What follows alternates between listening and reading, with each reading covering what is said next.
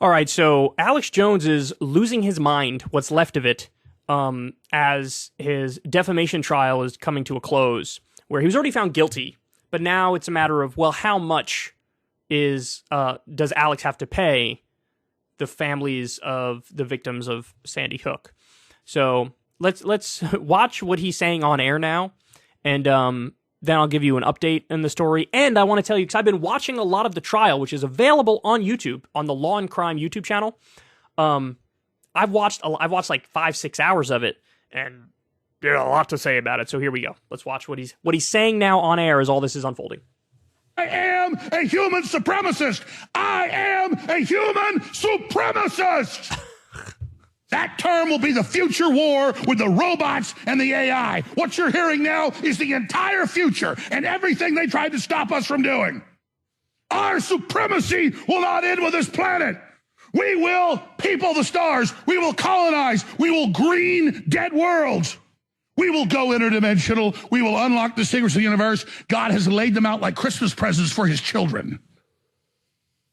And I am extremely honored to be in the fulcrum and the heart of the fight to bring our race, the human race, in a race for the future. I am honored to be here. And we will break the enemy. We will break the pedophiles. We will break the Satanists, because God already sent his own self down here to show us he could do it. God would never ask us to go through an obstacle course he wouldn't go through. And now we're going to go through what Christ did. And we're going to go through it, and we're going to be destroyed, but reborn on the other side. Over the years, he's gotten more and more like a preacher and more religious and culty, hasn't he? I mean, he's always been the conspiracy guy, but he's sort of transitioned to, like, you know, he calls people fucking demons, and Obama smells like sulfur, and a fly landed on Hillary, and, you know, but now it's full on, almost like he's a fucking televangelist, you know? It's like over the years, he's gotten more and more disconnected from reality. And at this point, look, I don't know, you guys tell me, what percentage of his audience watches him unironically? Like, I understand people watching him because it's like, it's entertaining and it's crazy and you want to see the entertaining craziness, but there are some people who watch him and think like, no, he's nailing it. Also, I love the fact, this is a guy who sees a conspiracy around every corner and under every rock, but he missed one of the biggest conspiracies ever perpetrated on man, which is religion and God. He's talking about God and Christ and all. He can see through everything, he thinks, but one of the most obvious scams of all time? No, that he thinks is totally real. All right, so this is all going on at the same time. Alex Jones' lawyer is rushing to declare bankruptcy before next Sandy Hook jury verdict. Okay, so we already covered a story recently where certain companies that were his companies were filing for bankruptcy, and it's, you know, to dodge accountability and liability for paying the Sandy Hook families. Well, now it looks like he's trying to take his main company and declare bankruptcy. Well, let's just read it and see. Alex Jones' main company, there you go, Free Speech Systems, filed for bankruptcy on Friday, midway through a 2-week trial to determine how much in damages the Texas-based conspiracy theorists will pay the parents of a Sandy Hook shooting victim. The filing is not expected to disrupt the trial to award damages for defamation taking place in Austin, which is set to resume Monday morning. In the bankruptcy filing posted by the Austin American-Statesman on Saturday, Free Speech Systems filed under a subchapter designated for small businesses, which the Sandy Hook family's lawyer said is an effort to avoid oversight. That lawyer, Avi Moshenberg, told the Texas Tribune the filing's timing is significant because he believes Jones hopes to declare bankruptcy as a small business with limited debt prior to the culmination of the current trial. The damages awarded would drastically increase the company's debt and eliminate the possibility of filing for bankruptcy as a small business. There's all sorts of protections that are supposed to be designed for a swift, quick bankruptcy with not a lot of oversight, the kind of oversight you'd see in a normal bankruptcy because it's designed for small businesses, Moshenberg said. He believes that Free Speech Systems hopes to take advantage of that lack of oversight. They obviously filed before the end of the trial because their debt is going to exceed that level that qualifies as a small business if they waited until after the trial, Moshenberg said.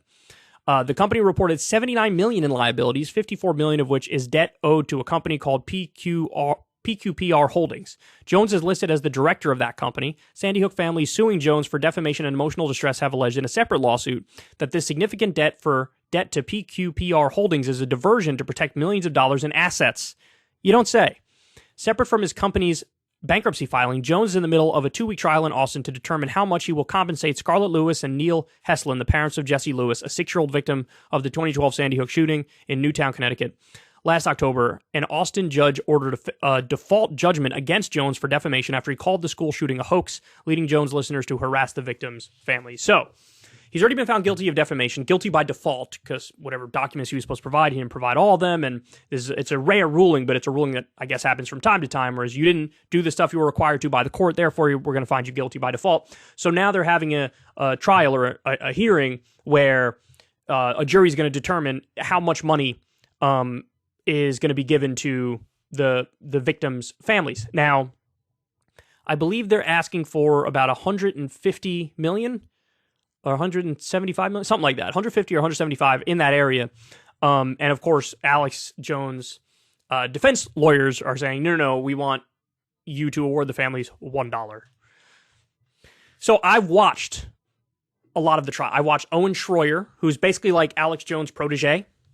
He kind of like talks like him and now looks like him a little bit, much younger, skinnier, better looking version of him. But Owen Schroyer testified, and because he was implicated too in saying some things about Sandy Hook, and the plaintiff's attorneys grilled him on that.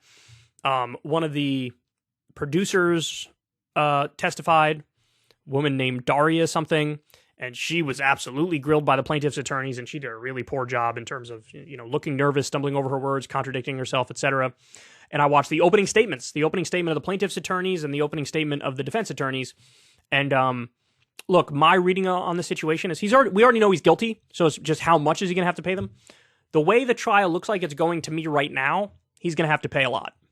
Because Alex Jones' defense attorney struck me as mediocre or maybe slightly above mediocre, whereas the plaintiff's attorneys, granted they have an easier case to make, I think, but the plaintiff's attorneys were very solid, very solid. And one of the things that they're doing, they literally are just going through the InfoWars library with the various titles and just like reading them out to the jury and to, whoever's on the witness stand. And, they'll be like, 2015, you posted a video titled, Sandy Hook is a hoax, or Sandy Hook has crisis actors. And they're just going through, just documented all the stuff that he said. And it looks terrible. It looks terrible. And so I think he's probably going to have to pay on the higher end of what the plaintiff's attorneys are asking for. Is he going to have to pay the over $100 million? I don't know, but it's very possible. It's very possible. So, and you guys can check it out. Law and Crime, the YouTube channel, is playing the trial. I guess the reason why there's cameras allowed in there, and I'm just speculating here, but maybe because it's a civil trial and it's not a criminal trial.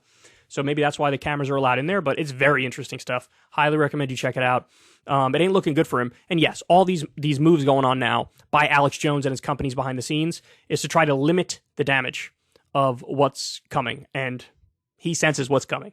Hey y'all, do me a favor and like and subscribe. It helps out big time in the algorithm. Click the bell as well for notifications when videos drop. And watch that video on screen right now. You know you want to.